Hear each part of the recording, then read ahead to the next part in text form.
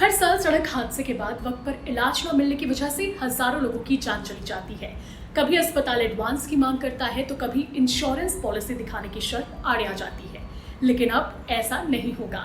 भारत सरकार ने 5 मई 2025 से कैशलेस ट्रीटमेंट स्कीम की शुरुआत कर दी है, जो सड़क हादसों के शिकार लोगों के लिए काफी काम आएगी। इस स्कीम के तहत घायल व्यक्ति को 1.5 लाख रुपए तक का इलाज मुफ्त में मिलेगा, वो भी बिना किसी कागजी झंझट, एडवांस या फिर इंश्योरेंस डॉक्यूमेंट के। चलिए सबसे पहले आपको इस स्कीम के बारे में बताते हैं।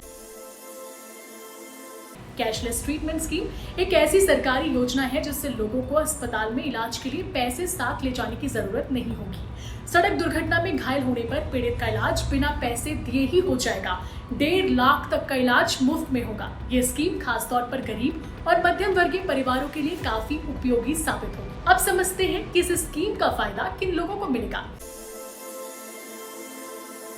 इस स्कीम का फायदा सड़क हादसे में घायल किसी भी व्यक्ति को मिलेगा, चाहे वो गाड़ी चला रहा हो, उसमें बैठा हो या फिर सड़क पर पैदल चल रहा हो। बस हादसा सड़क पर होना चाहिए और घायल को सरकार द्वारा तय किए गए अस्पताल में ले जाया जाए।